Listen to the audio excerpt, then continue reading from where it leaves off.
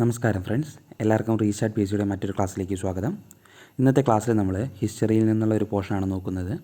നമ്മുടെ SCERT text ബുക്കിൽ തന്നിട്ടുള്ള സാമൂഹിക പരിഷ്കർത്താക്കളും അവർ സ്ഥാപിച്ച പ്രസ്ഥാനങ്ങളും എന്ന ഭാഗത്തു നിന്നുള്ള ഒരു ചോദ്യമാണ്. ഒരു ടേബിൾ തന്നിട്ടുണ്ട് ടെക്സ്റ്റിൽ. അപ്പോൾ വളരെ പ്രധാനപ്പെട്ട ഒരു ടേബിളാണിത്. കുറച്ചധികം വിവരങ്ങൾ നമുക്ക് ഇവിടുന്ന് പഠിക്കാൻ പറ്റും. ഒരു മാർക്ക് ഇവിടെ നമുക്ക് ഉറപ്പായിട്ടും കിട്ടും. അപ്പോൾ നമുക്ക് ഈ ക്ലാസ്സിലോട്ട് കിടക്കാം. സാമൂഹിക പരിഷ്കർത്താക്കളും അവർ സ്ഥാപിച്ച പ്രസ്ഥാനങ്ങളും അല്ലെങ്കിൽ അവരുടെ പ്രവർത്തന മേഖലയുമാണ് നമ്മൾ ഡിസ്കസ് ചെയ്യുന്നത്. വൈകുണ്ഠസ്വാമികൾ സമത്വ സമാജം. വൈകുണ്ഠസ്വാമികൾ സ്ഥാപിച്ചതാണ് സമത്വ സമാജം. ചട്ടമ്പി സ്വാമികൾ കൂട്ടുകുടുംബ വ്യവസ്ഥ, സംബന്ധം, മരുമക്കത്തായം എന്നിവയ്ക്കെതിരെ പോരാടിയ ആളാണ് ചട്ടമ്പി സ്വാമികൾ. കൂട്ടുകുടുംബ വ്യവസ്ഥ, സംബന്ധം, മരുമക്കത്തായം എന്നിവയ്ക്കെതിരെ പോരാടിയ ആളാണ് ചട്ടമ്പി സ്വാമികൾ. അതുപോലെ ശ്രീനാരായണ ഗുരു, ശ്രീനാരായണ ധർമ്മപരിപാലന യോഗം അഥവാ SNDPയുടെ സ്ഥാപകനാണ് ശ്രീനാരായണ ഗുരു. ദെൻ കുര്യാക്കോസ് ഏലിയാസ് ചാവറ അനാഥാലയങ്ങളും വിദ്യാലയങ്ങളും സ്ഥാപിക്കുകയുണ്ടായി. കുര്യാക്കോസ് ഏലിയാസ് ചാവറ. അയ്യങ്കാളി സാധുജന പരിപാലന സംഘം. വക്കം അബ്ദുൽ ഖാദർ മൗലവി തിരുവിതാംകൂർ മുസ്ലിം മഹാജനസഭ രൂപീകരിച്ചത് വക്കം അബ്ദുൽ ഖാദർ മൗലവിയാണ്. ദെൻ വാഗ്ബടാനന്ദൻ ആത്മവിദ്യാ സംഘം.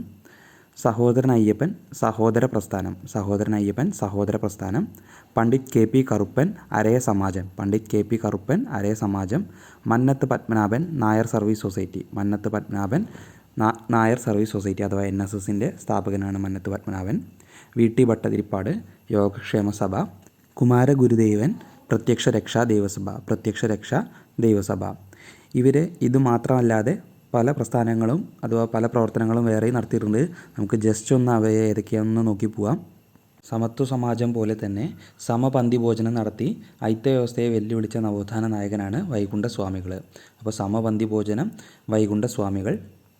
ദെൻ തിരുവിതാംകൂറിലെ ഭരണത്തെ നീചഭരണം എന്ന് വിശേഷിപ്പിച്ചത് വൈകുണ്ഠസ്വാമികളാണ്.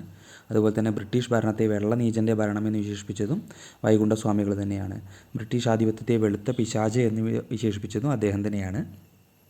ദെൻ വേല ചെയ്താൽ കൂലി കിട്ടണം എന്ന മുദ്രാവാക്യം മുഴക്കിയതും വൈകുണ്ഠസ്വാമികളാണ്. ദക്ഷിണേന്ത്യയിൽ തന്നെ ആദ്യ കണ്ണാടി പ്രതിഷ്ഠ നടത്തിയതും വൈകുണ്ഠസ്വാമികളാണ്. ദക്ഷിണേന്ത്യയിലെ തന്നെ ആദ്യത്തെ കണ്ണാടി പ്രതിഷ്ഠ നടത്തിയത് വൈകുണ്ഠസ്വാമികളാണ്. അതുപോലെ ജാതി ഒന്ന്, മതം ഒന്ന്, കുലം ഒന്ന്, ലോകമൊന്ന് എന്ന സന്ദേശം നൽകിയതും വൈകുണ്ഠസ്വാമികളാണ്. ജാതി ഒന്ന്, മതമൊന്ന്, കുലമൊന്ന്, ലോകമൊന്ന് എന്ന സന്ദേശം നൽകിയതും വൈകുണ്ഠസ്വാമികളാണ്. അടുത്തത് ചട്ടമ്പി സ്വാമികളെക്കുറിച്ച് നോക്കാം. വിദ്യാധിരാജ, കാഷായം ധരിക്കാത്ത സന്യാസി എന്നൊക്കെ അറിയപ്പെട്ടിരുന്നത് ചട്ടമ്പി സ്വാമികളാണ്. ചട്ടമ്പി സ്വാമികളുടെ പ്രധാന കൃതികൾ നമുക്കൊന്ന് നോക്കി വെക്കണം, വളരെ ഇമ്പോർട്ടൻ്റ് ആണ്. അദ്വൈത ചിന്താ പദ്ധതി, കേരളത്തിലെ ദേശനാമങ്ങൾ, ആദിഭാഷ, അദ്വൈതവാരം, മോക്ഷപ്രദീപ ഖണ്ഡനം, ജീവകാരുണ്യ നിരൂപണം, വേദാധികാര നിരൂപണം, ക്രിസ്തുമത നിരൂപണം അഥവാ ക്രിസ്തുമതച്ഛേദനം, പുനർജന്മ നിരൂപണം, നിജാനന്ദ വിലാസം, വേദാന്തസാരം, പ്രാചീന മലയാളം, അദ്വൈത പഞ്ചരം, സർവമത സാമരസ്യം, പരമഭട്ടാര ദർശനം, ബ്രഹ്മത്വ നിർഭാസം എന്നീ കൃതികളൊക്കെ ചട്ടമ്പി സ്വാമികളുടെ കൃതികളാണ്. ദെൻ ശ്രീനാരായണ ഗുരുവിനെ കുറിച്ച് നമുക്കറിയാം. ശ്രീനാരായണ ഗുരുവിനെ നമ്മുടെ കേരള നവോത്ഥാനത്തിൻ്റെ പിതാവായിട്ടാണ് ശ്രീനാരായണ ഗുരുവിനെ നമ്മൾ കാണുന്നത്. ദെൻ SNDP യോഗത്തെ പറ്റിയുള്ള കുറേ കാര്യങ്ങൾ നമുക്ക് നോക്കണം. SNDPയുടെ ആദ്യ ഉപാധ്യക്ഷൻ ഡോക്ടർ പൽപ്പു ആണ്. SNDPയുടെ ആജീവനാന്ത അധ്യക്ഷനായിരുന്നു ശ്രീനാരായണ ഗുരു. ശ്രീനാരായണ ധർമ്മ പരിപാലന യോഗത്തിൻ്റെ ആദ്യ സെക്രട്ടറി കുമാരനാശാനാണ്. SNDPയുടെ മുഖപത്രം വിവേകോദയമാണ്. SNDPയുടെ മുഖപത്രം വിവേകോദയം പത്രം ആരംഭിച്ചത് 1904 SNDP 1903 മെയ് 15 സ്ഥാപിച്ചത്. ദെൻ അടുത്തത് നമുക്ക് കുര്യാക്കോസ് ഏലിയാസ് ചാവറയെക്കുറിച്ച് നോക്കാം. കേരള സാക്ഷരതയുടെ പിതാവ് എന്നറിയപ്പെടുന്നത് കുമാരഗുരുദേവനാണ്. അമലോദ്ഭവദാസ സംഘം സ്ഥാപിച്ചത് കുര്യാക്കോസ് ഏലിയാസ് ചാവറയാണ്.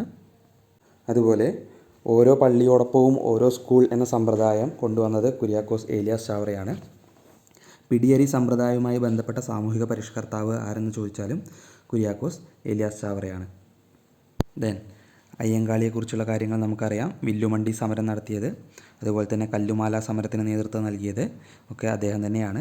1915 കല്ലുമാല സമരം നടന്നത്. വില്ലുവണ്ടി സമരം 1893 പുലയ രാജ എന്നറിയപ്പെട്ടത് അയ്യങ്കാളിയാണ്. അദ്ദേഹത്തെ അങ്ങനെ വിശേഷിപ്പിച്ചത്, പുലയരുടെ രാജാവ് എന്ന് അദ്ദേഹത്തെ വിശേഷിപ്പിച്ചത് ഗാന്ധിജിയാണ്. അയ്യങ്കാളിയെ ഗാന്ധിജി സന്ദർശിച്ച വർഷം 1937. ഗാന്ധിജിയുടെ അവസാന കേരള സന്ദർശന സമയത്താണ് അദ്ദേഹം അയ്യങ്കാളിയെ സന്ദർശിച്ചത്. ഞാനിതാ പുലയശിവനെ പ്രതിഷ്ഠിക്കുന്നു എന്ന് പറഞ്ഞത് അയ്യങ്കാളിയാണ്. ദെൻ വക്കം അബ്ദുൽ ഖാദർ മൗലവിയെ കുറിച്ചിട്ട് നമ്മൾ പറഞ്ഞു. തിരുവിതാംകൂർ മുസ്ലിം മഹാജനസഭ സ്ഥാപിച്ചത് അദ്ദേഹമാണ്. കേരള മുസ്ലിം നവോത്ഥാനത്തിൻ്റെ പിതാവ് എന്നറിയപ്പെടുന്നതും ഇദ്ദേഹമാണ്. ദെൻ ഐക്യ മുസ്ലിം സംഘം, അഖില തിരുവിതാംകൂർ മുസ്ലിം മഹാജനസഭ, ചിറയൻകീഴ് താലൂക്ക് മുസ്ലിം സമാജം എന്നീ സംഘടനകളുടെ സ്ഥാപിച്ചതും വക്കം അബ്ദുൽ ഖാദർ മൗലവിയാണ്. അതുപോലെ തന്നെ SNDP മാതൃകയിൽ ഇസ്ലാം ധർമ്മ പരിപാലന സംഘം തുടങ്ങിയതും വക്കം അബ്ദുൽ ഖാദർ മൗലവിയാണ്. ഇസ്ലാം മത സിദ്ധാന്ത സംഗ്രഹം എഴുതിയത് വക്കം അബ്ദുൽ ഖാദർ മൗലവിയാണ്. ദെൻ അടുത്തത് വാഗ്ഭടാനന്ദനെ കുറിച്ച് നോക്കാം. ആത്മവിദ്യാകാഹളം, ശിവയോഗി വിലാസം എന്നീ മാസികകൾ ആരംഭിച്ചത് വാഗ്ഭടാനന്ദനാണ്. ജാതി പ്രമാണം ഹിന്ദുമതത്തിൻ്റെ അടിസ്ഥാന പ്രമാണങ്ങൾക്ക് വിരുദ്ധമാണെന്ന് പ്രഖ്യാപിച്ച പരിഷ്കർത്താവാണ് വാഗ്ഭടാനന്ദൻ. ഊരാളുങ്കൽ കൂലിവേലക്കാരുടെ പരസ്പര സഹായ സംഘം എന്ന പേരിൽ കർഷക സംഘടന സ്ഥാപിച്ചത് വാഗ്ഭടാനന്ദനാണ്. ഈ സംഘടനയാണ് പിൻകാലത്ത് ഊരാളുങ്കൽ ലേബർ കോപ്പറേറ്റീവ് സൊസൈറ്റിയായി മാറിയത് കേട്ടോ. ദെൻ കാവ്യ ഉപേക്ഷിച്ച് ഖദർ അണിഞ്ഞ ഒരേയൊരു നവോത്ഥാന നായകനാണ് വാഗ്ഭടാനന്ദൻ. കാവ്യ ഉപേക്ഷിച്ച് ഖദർ അണിഞ്ഞ ഒരേയൊരു നവോത്ഥാന നായകനാണ് വാഗ്ഭടാനന്ദൻ. നമ്മൾ പറഞ്ഞു ആത്മവിദ്യാ സംഘം എന്ന സംഘടന സ്ഥാപിച്ചത് വാഗ്ഭടാനന്ദനാണ്. 1917 ആത്മവിദ്യാ സംഘത്തിൻ്റെ മുഖപത്രമാണ് അഭിനവ കേരളം. ദെൻ സഹോദരൻ അയ്യപ്പൻ. ജാതി വേണ്ട, മതം വേണ്ട, ദൈവം വേണ്ട മനുഷ്യന് എന്ന് പറഞ്ഞത് സഹോദരൻ അയ്യപ്പനാണ്. കർമ്മത്താൽ ചണ്ടാലൻ, കർമ്മത്താൽ ബ്രാഹ്മണൻ, ഇപ്രകാരം അഭിപ്രായപ്പെട്ടത് സഹോദരൻ അയ്യപ്പനാണ്. ദെൻ സഹോദരൻ അയ്യപ്പൻ സഹ എഡിറ്ററായി ആരംഭിച്ച പത്രമാണ് യുക്തിവാദി. മിശ്രഭോജന പ്രസ്ഥാനം ആരംഭിച്ചത് സഹോദരൻ അയ്യപ്പനാണ്. മിശ്രഭോജന പ്രസ്ഥാനം ആരംഭിച്ചത് സഹോദരൻ അയ്യപ്പനാണ്. വിദ്യാപോഷിണി എന്ന സാംസ്കാരിക സംഘടനയ്ക്ക് രൂപം നൽകിയതും സഹോദരൻ അയ്യപ്പനാണ്. ദെൻ സഹോദരൻ അയ്യപ്പൻ സ്ഥാപിച്ച സംഘടനയാണ് സഹോദര സംഘം. അദ്ദേഹം സ്ഥാപിച്ച രാഷ്ട്രീയ പാർട്ടിയാണ് സോഷ്യലിസ്റ്റ് പാർട്ടി. 1938 അദ്ദേഹം പാർട്ടി സ്ഥാപിച്ചത്. ദെൻ അടുത്തത് പണ്ഡിറ്റ് KP കറുപ്പനാണ്. 1913 കായൽ സമ്മേളനം സംഘടിപ്പിച്ചത് പണ്ഡിറ്റ് KP കറുപ്പനാണ്. പണ്ഡിറ്റ് KP കറുപ്പന് വിദ്വാൻ എന്ന സ്ഥാനപ്പേര് നൽകിയത് കേരളവർമ്മ വലിയ കോയി തമ്പുരാൻ. കവിതിലകൻ എന്നറിയപ്പെട്ടിരുന്നത് പണ്ഡിറ്റ് കറുപ്പനാണ്. ദെൻ അന്ധവിശ്വാസങ്ങൾക്കെതിരെ പ്രചോദനം നൽകാൻ പണ്ഡിറ്റ് കറുപ്പൻ നടത്തിയ രചനയാണ് ആചാരഭൂഷണം. അദ്ദേഹത്തിൻ്റെ ബാല്യകാല നാമം ശങ്കരൻ എന്നാണ് കേട്ടോ.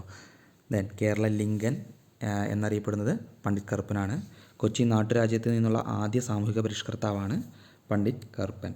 ദെൻ അദ്ദേഹത്തിൻ്റെ ഏറ്റവും പ്രധാനപ്പെട്ട കൃതികളിലൊന്നാണ് ജാതിക്കുമ്മി. ജാതി വ്യവസ്ഥയ്ക്കും തൊട്ടുകൂടായ്മയ്ക്കും എതിരെ അദ്ദേഹത്തിൻ്റെ ശക്തമായ കൃതിയാണ് ജാതിക്കുമ്മി എന്നത്. അതിനാണ്ട് അദ്ദേഹത്തിൻ്റെ മറ്റ് കൃതികൾ നോക്കാം നമുക്ക്. ജാതിക്കുമ്മി, പഞ്ചവടി, സ്തോത്രമന്ദാരം, ലങ്കാമർദ്ദനം, ബാലകലേശം, ചിത്രലേഖ, ധ്രുവചരിതം, ആചാരഭൂഷണം, അരയപ്രശസ്തി, ലളിതോപഹാരം എന്നിവയൊക്കെ പണ്ഡിറ്റ് KP കറുപ്പൻ്റെ കൃതികളാണ്. ദെൻ അരയ സമാജവും കൊച്ചിൻ പുലയ മഹാസഭയും സ്ഥാപിച്ചത് ഇദ്ദേഹമാണ്. കല്യാണദായിനി സഭ സ്ഥാപിക്കപ്പെട്ടതും ഇദ്ദേഹത്തിൻ്റെ നേതൃത്വത്തിലാണ്. കൊടുങ്ങല്ലൂരാണ് കല്യാണദായിനി സഭ സ്ഥാപിച്ചത്. ദെൻ അടുത്തത് മന്നത്ത് പത്മനാഭൻ. നമുക്കറിയാം NSSൻ്റെ സ്ഥാപകനാണ് മന്നത്ത് പത്മനാഭൻ. ഭാരതകേസരി എന്നറിയപ്പെടുന്നത് അദ്ദേഹമാണ്.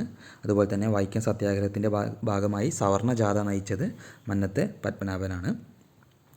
അതുപോലെ തന്നെ കേരളത്തിൻ്റെ മദൻ മോഹൻ മാളവ്യ എന്നറിയപ്പെടുന്നതും എന്ന് വിശേഷിപ്പിക്കപ്പെട്ടതും മന്നത്ത് പത്മനാഭനാണ്. അദ്ദേഹത്തെ അങ്ങനെ വിശേഷിപ്പിച്ചത് സർദാർ KM പണിക്കരാണ്. ദെൻ അടുത്തത് VT ഭട്ടതിരിപ്പാട്. VT ഭട്ടതിരിപ്പാടിനെ കുറിച്ച് നമുക്കറിയാം. നമ്പൂതിരി സമുദായത്തിലെ നവോത്ഥാന പ്രസ്ഥാനത്തിന് നേതൃത്വം നൽകിയ ആളാണ് VT ഭട്ടതിരിപ്പാട്. മിശ്ര വിവാഹത്തിന് നേതൃത്വം നൽകി.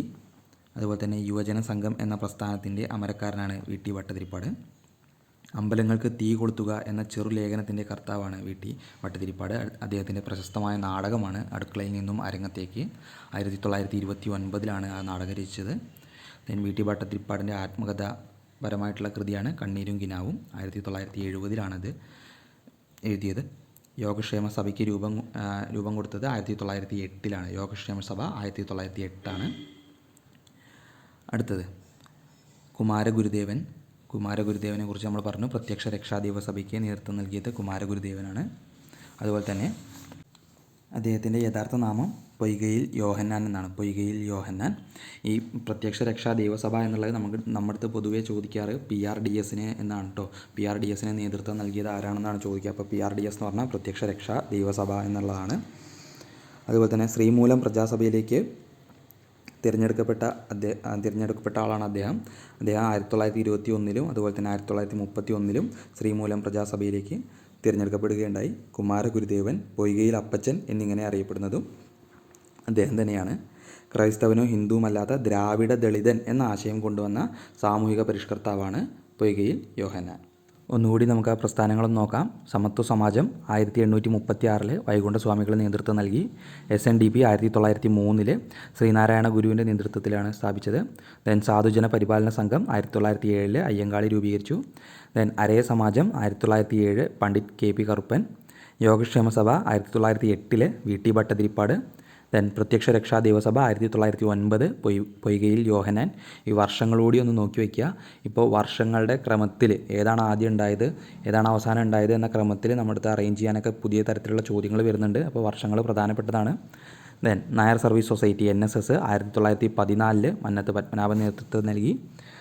സഹോദര സംഘം 1917 സഹോദരൻ അയ്യപ്പൻ. ആനന്ദ മഹാസഭ 1918 ബ്രഹ്മാനന്ദ ശിവയോഗി. ആത്മവിദ്യാ സംഘം 1917 വാഗ്ബടാനന്ദൻ. ധർമ്മസംഘം 1928 ശ്രീനാരായണ ഗുരു. ജാതിനാശിനി സഭ 1933 ആനന്ദതീർത്ഥൻ. ജാതിനാശിനി സഭ ആനന്ദതീർത്ഥൻ. അന്തർജന സമൂഹം VT ഭട്ടതിരിപ്പാട്. ബഹുമത സമൂഹം VT ഭട്ടതിരിപ്പാട് നേതൃത്വം നൽകിയതാണ്.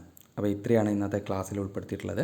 വളരെ പ്രധാനപ്പെട്ട ഒരു ഭാഗമാണ് ഈ നവോത്ഥാനം എന്ന ഭാഗങ്ങൾ. നവോത്ഥാന നായകരും അവർ സ്ഥാപിച്ച പ്രസ്ഥാനങ്ങളും അവരെക്കുറിച്ചുള്ള മറ്റു വിവരങ്ങളൊക്കെ.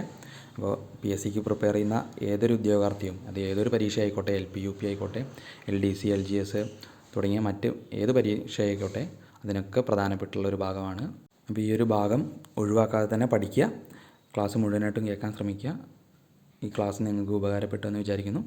മറ്റൊരു ക്ലാസ്സുമായിട്ട് വീണ്ടും വരാം. Thank you.